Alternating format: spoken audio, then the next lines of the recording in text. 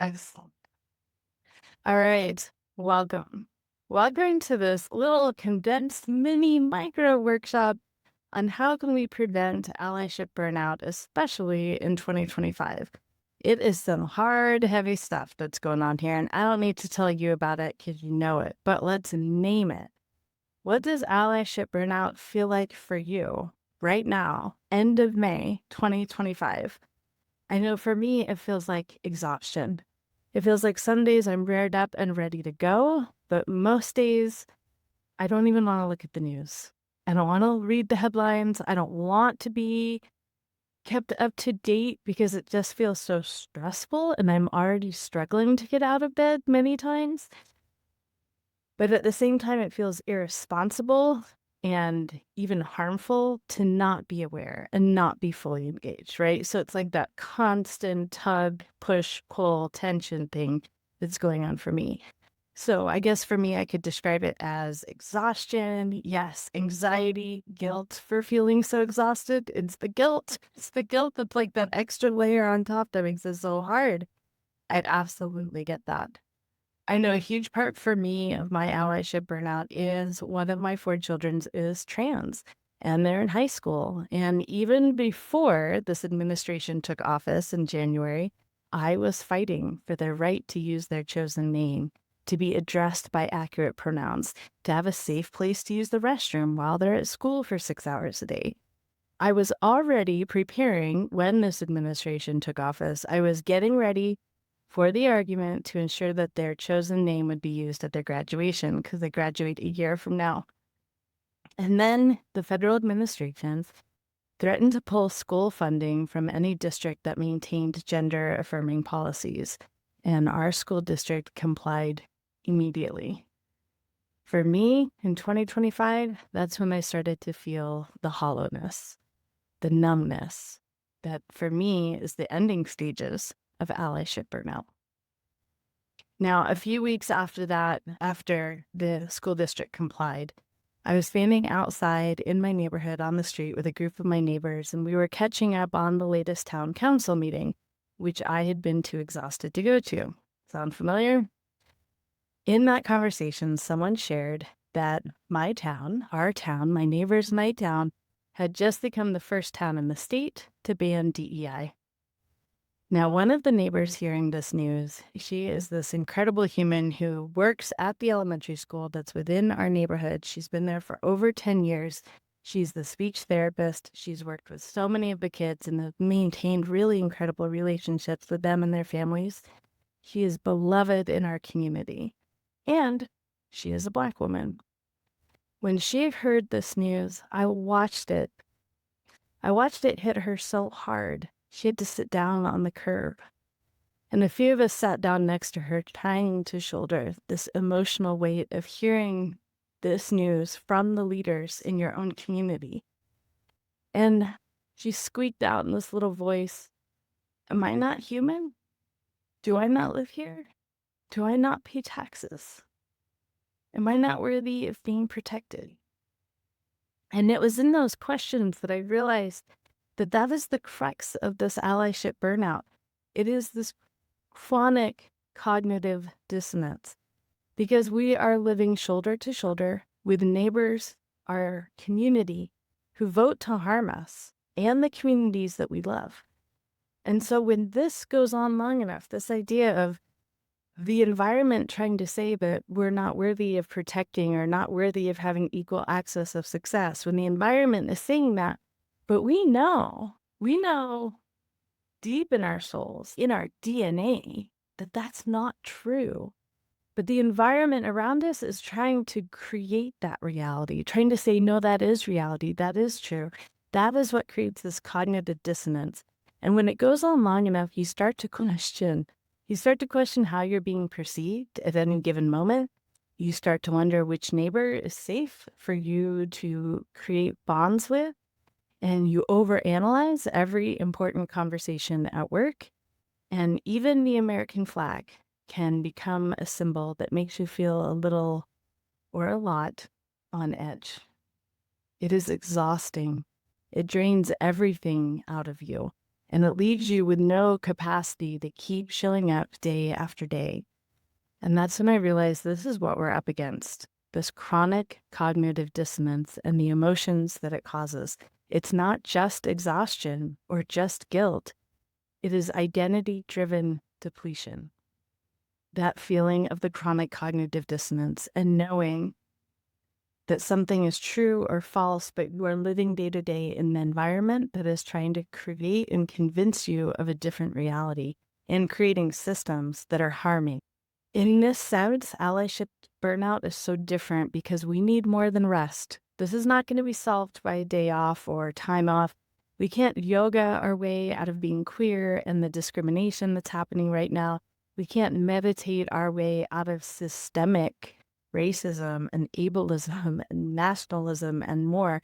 None of those traditional self-care things are going to make a dent in allyship burnout. So how do we learn how to keep showing up without losing who we are? That's the big question.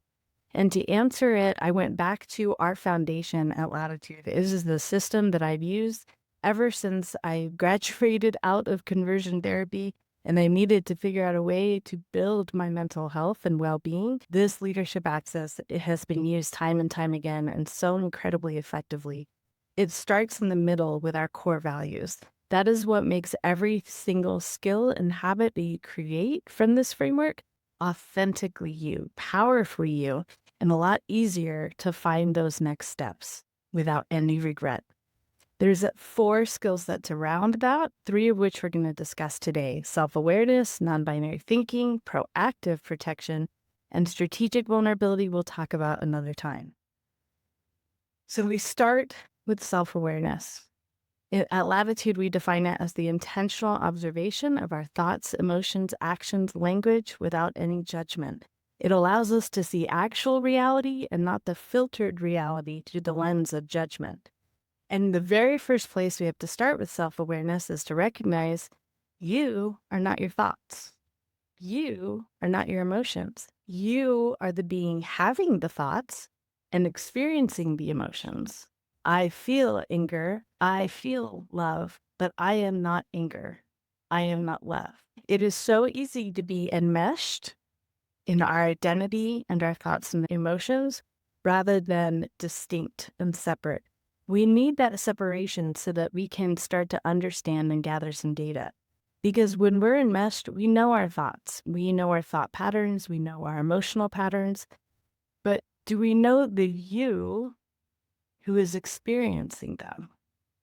And the way to get to know that being, the real you, the authentic you, is to be able to become unenmeshed with our thoughts and emotions, which is not just done by realizing it, but it is definitely the first step. So the day that you can become aware of the you, the authentic you, the true you that is experiencing the emotions and the thought patterns and the behaviors, when you can become aware of that you, when you can observe the autopilot, you might say, and disengage it long enough to be able to see what's really going on in any given moment without having that filter of judgment there, that's the day you reclaim the power in your life. Because you start figuring out who you are underneath all of the programming that has been placed on us by family, society, etc. By the time you get to our point in our lives, it's very hard to understand what is core to who we are and what is stuff we've just picked up along the way. And maybe it really did serve a purpose for a while, but more than likely we've evolved past the many habits that we are using every single day and not being aware of. Okay, so starting from that basis, it's so important to understand that what we don't know about ourselves, what we're not aware of, it can hurt us and it can hurt the people we love. Because imagine my shock when I realized I finally became aware at age 37 that I'm a lesbian. And imagine my second existential crisis when I realized that just because I was out and proud didn't mean I was automatically an ally to my own community, or even to myself as a member of that community. It's a really easy assumption that we all make. I'm a good person. I would never intentionally hurt a member of the LGBTQ+ community, so I must be an ally. an ally to myself if I'm a member of that community. But oftentimes when we do that, we're turning a blind eye to the fact that, for example, me, I had spent my entire life in a homophobic society. Any of us who were raised in Western society have been raised in a homophobic society. So I didn't acknowledge the fact that I was an adult baby gay who was unknowingly harming myself and people in my community due to unconscious bias, internalized homophobia, internalized bias is how I refer to it, that was still living within inside me. And only once I could acknowledge that it was there, only then could I actually start to change it. That is what self-awareness does. Once we become aware of the actual reality, like the internalized homophobia that was within me, having lived in a homophobic society for 37 years, once I could acknowledge it, only then can I deconstruct it and choose habits and behaviors and thought patterns that are more reflective of who I really am, not who past me was. So this internalized bias, it's within all of us if we were raised in Western society. And let me tell you, it's a little bitch, especially when it shows up as self-sabotage. When I started studying internalized bias, especially when it's not very conscious, when we're not very aware of it, and when it is acting against an identity that we hold, I started to realize some people were calling it imposter syndrome, but it was way more impactful for me to frame it as internalized bias because the impact was the same. Both are self-sabotage. Both of them are us getting in our own way of being an ally to ourselves or an ally to the communities that we really care about. And we might keep trying and trying and trying, and all this effort and energy doesn't get us anywhere because we're not working within the actual reality of the internalized bias that are within us. I'm so glad this is resonating. Thank you. So how do we root out that internalized bias? That isn't really who we are. It's just these habits that we haven't really been aware of. It has shaped our decisions, our behaviors, and even our burnout. Now, the trick to addressing it only works if our emotions are a priority, rather than our emotions being something to ignore or subdue or overcome or solve. Now, some think of things like this self-awareness as on the cusp of woo, and so it's not really important in our professional careers. But without self-awareness, how do we gather the data that we need to know how to do better, to work smarter, be more productive, be better at communication so that every single day goes better? How do we gather the data if we don't have the self-awareness to see the actual reality?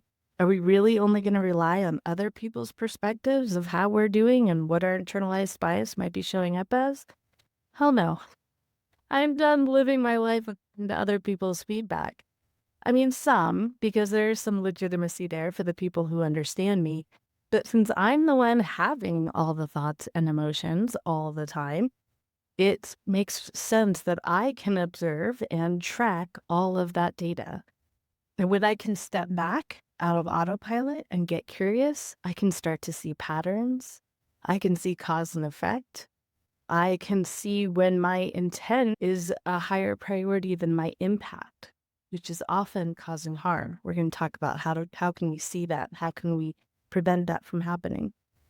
So self-awareness is about seeing the actual reality of your behavior, words, and emotions so that you can gather the data that who you really are, we'll call it true you, who you really are needs that data to make the changes to experience the life you really want to live. And this is about you gaining control over your day-to-day experience and making your allyship more impactful at the same time. Now let's talk about that internalized bias because we all know someone who's within our community who also hates themselves and that community. We know that woman, we've worked with her, who actually hates other women. Remember the girls in high school who were like, I'm more of a guy's girl. Not many of my friends are other girls, right? Those, so often they grow up to be women who really despise other women and themselves for having the nerve of being born the weaker sex. Now, we also know, many of us, the LGBTQ plus person who rarely walks into queer spaces. They often just try to avoid them. And when they are there, it's a barrage of criticism. I've heard stories of the person of color who's proud of their heritage right up until someone from their community walks into the room and behaves like that, whatever that is. We can so easily see it in others, that internalized bias, internalized homophobia, racism, misogyny, ableism. What changes is when we can see how ours shows up and how it's impacting us and those around us.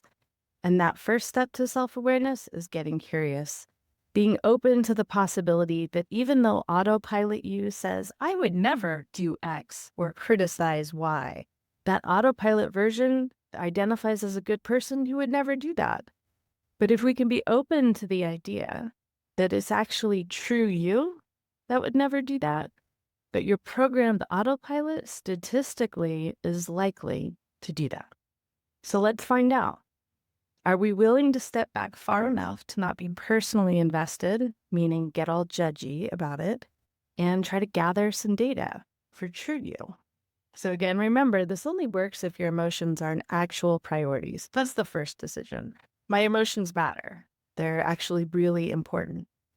And then you use something like this number line to be able to observe that emotion and recognize that if it registers as more than a negative one or more than a positive one on your relative emotional scale, that there's data there. There's data for you to learn from. And when you can focus on observing that data instead of having an opinion about that data, that's when all the gold comes out of it. When you can observe, I'm having an emotion, it's definitely more than a negative one on that scale. Fascinating. It's giving curious. That's when all the gold can be found.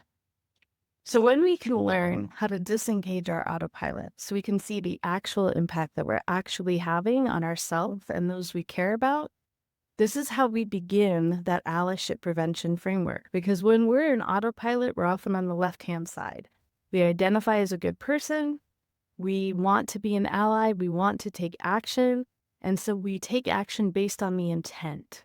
I want to create this positive feeling or whatever it might be, that intent. And we don't have as effective of impact because we're not acknowledging all of reality. And we also get very little authentic feedback because it was all based on our intent. And if anyone gives us critical feedback, our response would be, well, I didn't intend for that harm to happen. Whereas when we can switch to true you, we can get to sustainable allyship. We can use our self-awareness to be able to radically acknowledge actual reality, see actual reality without that filter of judgment. We can use our lived experience to create authentic alignment, which we align with who we really are so that we can figure out the desired impact we actually want to have, both on our lives and on the lives of the community members that we care about. And that's when we can see actual realistic change. And also, people are more willing to give us actual feedback because they know we're focused on our impact and not the intent.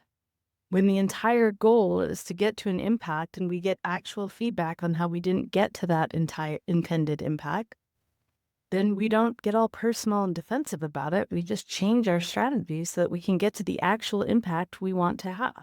We're going to flesh that out more with an example as we get through the other two concepts. The next one of which is, how do we figure out that strategy? It's through non-binary thinking. These are the skills that help our brain accept two seemingly opposing truths at the same time. Because our brain default mode is everything gets categorized into this or that. Success or failure, black or white, fat or thin, old or young, right? By default, our brain goes into those dualities or those binaries. But non-binary thinking is absolutely critical for sustainable allyship because it's the root of authentic empathy. It is the way that we are able to say, all right, well, that's not my reality, but I can fully understand how it's your reality and it's valid. That is where authentic empathy can begin. And it's the antidote to the kind of binary thinking that makes allyship feel impossible, because it feels like we're either a good ally or we screwed up. And the more we try, the more we're going to screw up, right? That's such binary thinking.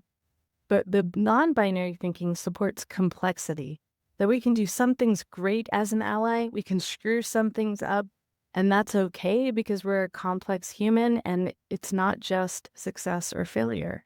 There's so many options in between.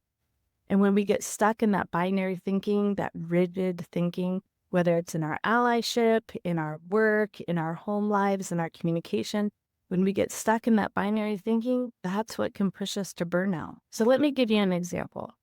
I really struggle to engage authentically and kindly with people who fight loudly against trans women's right to pee in peace, especially when they're close to me, if they're transphobic coworkers or family members. I really struggle because my brain wants to immediately put them in this binary system of enemy instead of ally. You're not an ally, clearly, so you must be an enemy. Here at Latitude, we actually teach a whole concept called the allyship spectrum that allows you to identify where you are on that spectrum and what your next steps might be to get to that point of active ally, advocate, and then accomplice. It's a whole thing, which we're not going to get into today. But being able to understand there's all this space in between enemy and ally. Because when I don't do that, I go into a default of another binary.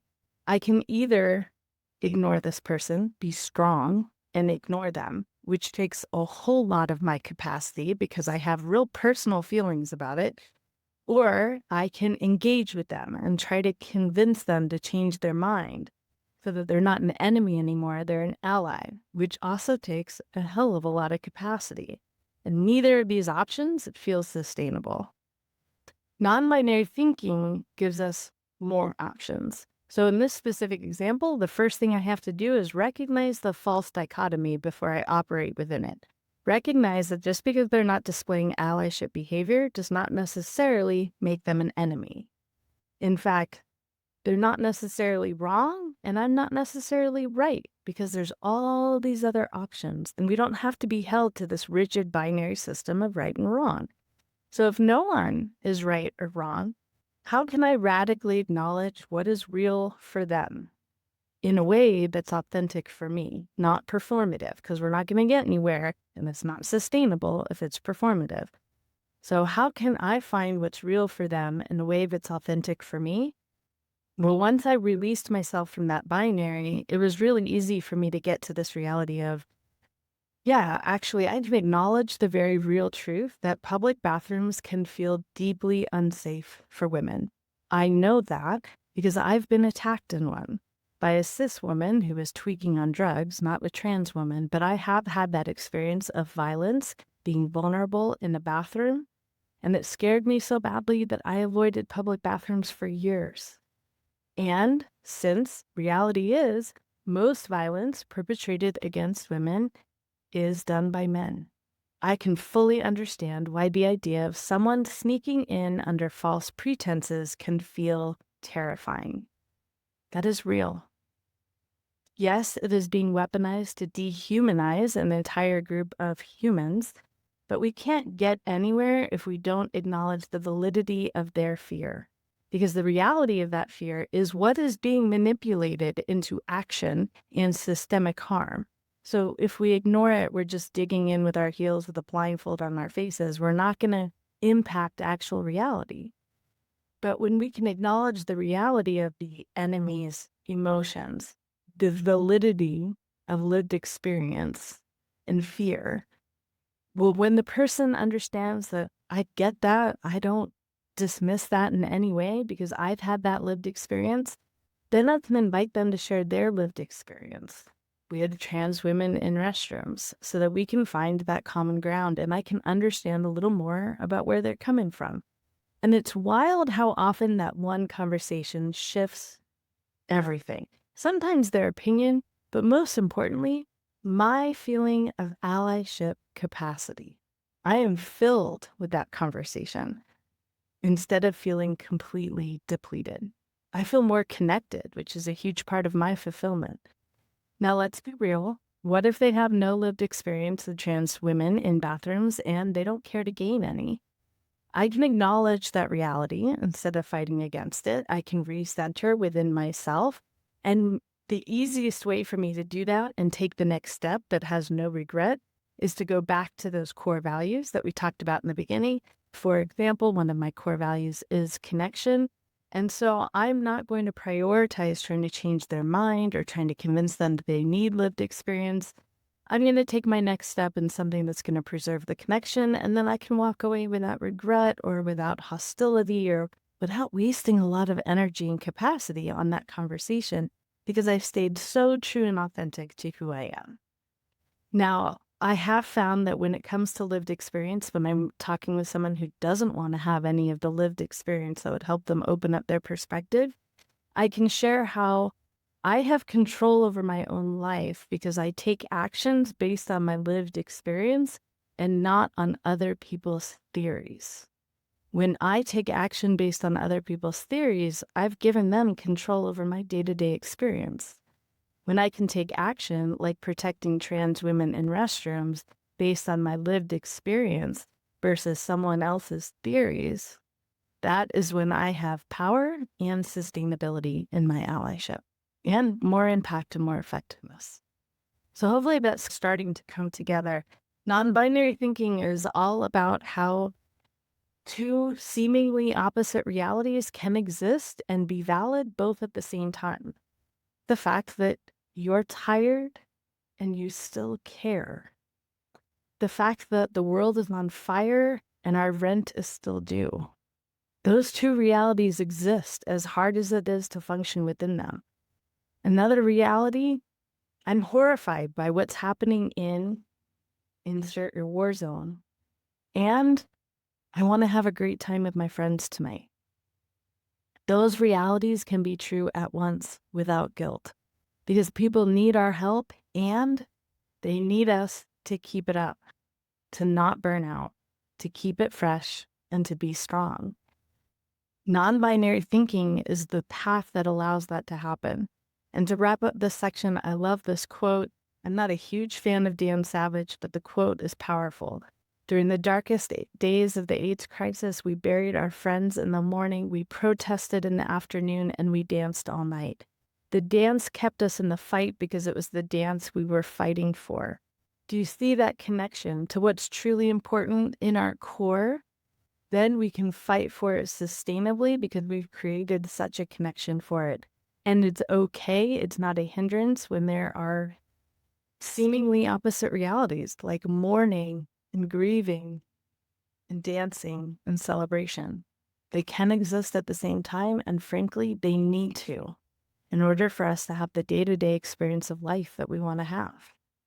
And so our last section is around proactive protection, where I'm going to tell you a case study in an office that will help bring all of this together as far as allyship and burnout. Now, proactive protection means radically acknowledging your reality and everything within it, and then working within that reality instead of pretending otherwise to create the desired impact that you want to have for yourself and for those that you care about. Proactive protection says we have to be an ally for ourselves first. Because if we're not, we are not going to sustain. Proactive protection says that we need to fill our bucket in effective ways, not performative, Instagram, self-care ways, but we need to fill up our own bucket in actual self-care so that our external allyship can get the overflow. And it has to start with that authentic alignment. Radically acknowledge your reality and be proactive about protecting your peace of mind. Because what changes when how you feel those emotions become the most important thing? What different decisions will you make if your emotions were the most important thing? Would you put a limit on the amount of arguments that you have with others, either at work or at home, because you just want to protect your peace of mind? That's the actual priority. If what you feel is the most important thing, could you find a way to access joy in the very identity that is being harmed? Because sustainable allyship needs consistent access to what we call joy glimmers especially when they're identity-based. So let me tell you a story that kind of brings this all together and really illustrates that point. Okay. So I was called in to work with a company's ERG program. They had, I think, 5 different ERGs, and all the leaders were on the cusp of burnout. This is at the very beginning of 2024. Things were just starting to get wild. For where like they are now, but definitely drama was happening, and these leaders were just on the verge of that burnout. There was lots of internal drama within each ERG. There was lots of drama within the company. And these leaders were constantly balancing what their members were telling them: we need this, we want this is unfair, and what HR or the executive team were communicating. And most of the time, those were at odds, and it was the ERG leaders that were in the middle. So I started working with them, and where did we start? Of course, with those core values and the self-awareness, making gathering the data from emotions the priority. Did it feel so weird to do in a work context? Absolutely. And yet the data became invaluable. One of the leaders of the Pride organization noticed that she began to have some negative emotions every time she received the monthly Pride ERG newsletter, that email that comes out. Now, at first, she just really tried to ignore those emotions. She just bristled a little bit, but then let them move by. But once there was permission for emotions to be the most important thing, she was able to notice that they were registering as more than -1 every time she opened that email. And she was able to step back and get curious. I am experiencing this emotion that's at a -2, whatever it was. I wonder why. What's really beneath it? There's no judgment there. The reason she had avoided those emotions was that she didn't want to be called that lady, right? The whiner, right?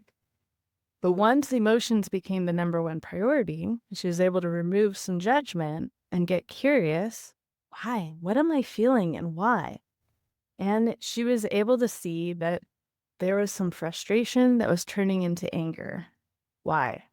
Well, she's the mom of a trans girl, and she has noticed that the company never overtly says that they support the trans community. Now, she hadn't paused to ask why. If she hadn't looked at the actual reality of her emotions, she might have just figured the newsletter was the problem, the newsletter needs to be fixed, and she might have just been angry, right? Without ever finding the real root of the problem. So here she is, she has figured out that the frustration turning into anger is not the newsletter. It's that the newsletter reminds her that her company that she has put all these years and energy into has never overtly said that they support the trans community, her daughter. So she and the other Pride ERG leaders bring this to the HR executives, who respond that the executive leadership team, the C-suite, they want to be pretty subtle about gender diversity because even in 2024, we were starting to see legal action that was taking place. Now, when they respond that way, that they need to be subtle, they need to avoid attracting any attention, Jen has to work really hard to not put them in the enemy category, because it's really easy to say, you're not acting like an ally, so you must be an enemy, and treat them as such.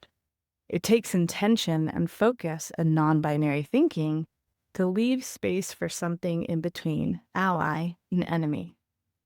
So then she was able to figure out, we worked together. I just kind of walked them through the exercise of figuring out what is the desired impact that they really want to have. And Jen very much led that discussion. She was the one that brought the emotion data.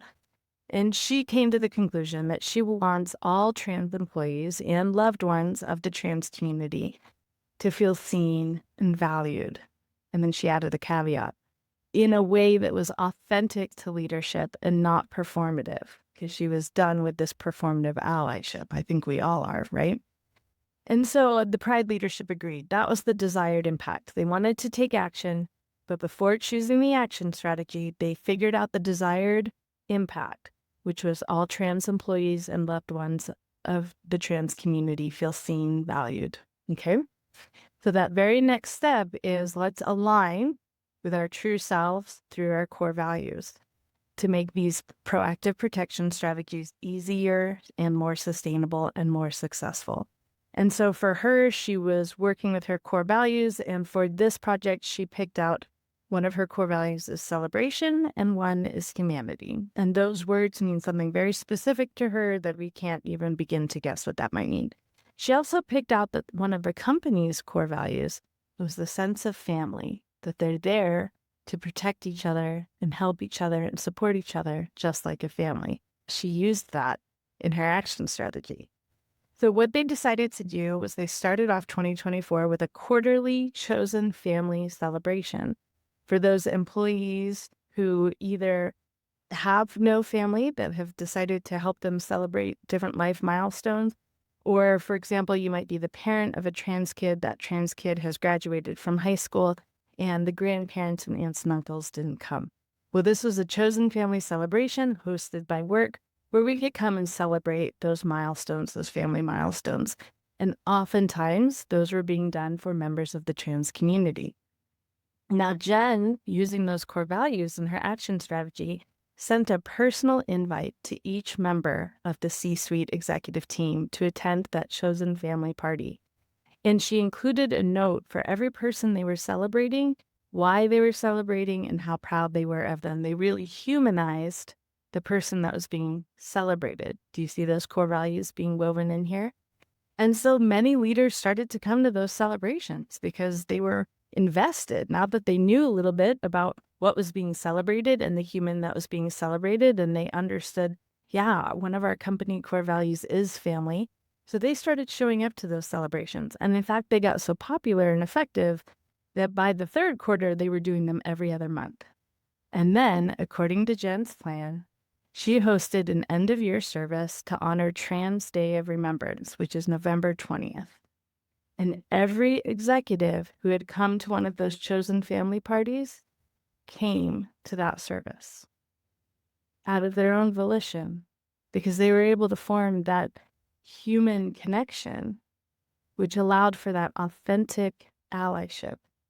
And the strategy was done in a way that, because it was aligned with who Jen really is at her core, it wasn't a heavy lift. It was sustainable. It did not contribute to her allyship burnout. So hopefully that helps these three different frameworks to come together into a system that might be helpful for you. To start using some of that self-awareness, use that number line if it's helpful to start cueing in and using the emotions as data. Start tracking some patterns. Start tracking when your intent is prioritized over your impact. And start embracing some non-binary thinking, that two seemingly opposing things can be real at the same time, and that there's usually, when it involves humans, nuance in between them. Focus on that desired impact, making sure that it's aligned with who you really are now, not the you of old, right, with old habits. And focus on achieving that impact regardless of your intent. Your intent doesn't matter. No one cares what your intent is. People only care about the impact that you're having, including you. And then our action can actually impact real reality. And bonus, we get access to actual feedback because people know we're not focused on us and our intent, but we're focused on the impact. So if you're going to give me feedback that's going to help me achieve my impact better, that's valuable. That's not personal. I don't have to get defensive about that. It is just a beautiful thing when we can use this system to inform our allyship action and prevent our allyship burnout.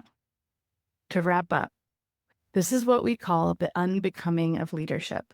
So many other organizations will host leadership trainings where they're trying to teach you new habits, new skills, new way of doing things so that you can perform better, produce more. We come about it almost entirely opposite. We identify the habits that are left over from old versions of you or that have been placed on you. You might not be fully aware of them, you usually aren't, but they are having an impact in your life, and especially how quickly you're sliding towards burnout. And so when we can start to use some self-awareness, non-binary thinking, etc., to identify those habits, deconstruct them, and then create strategies that are more authentically aligned to who we are, thus preventing burnout, that is the unbecoming of leadership. And that's what we do at Latitude. Whether it's for professional burnout or allyship burnout, the basis, the structure is the same because it's so wildly effective. Now, just to wrap up, some resources for you. Next month's Joyful Office Hours, you can register for it there with that QR code, or you can always find it at joyfulofficehours.com. Haven't quite decided what our little micro workshop is going to be yet, but I'd love to hear some feedback and hear if there was any part of this that you'd like to dive into a little deeper. As well as if you haven't had a chance, please check out our Burnout Starter Kit. It's 3 days of little 10-minute lessons that you'll get in your email inbox that really create the foundation for using this framework to prevent your burnout. It can change everything.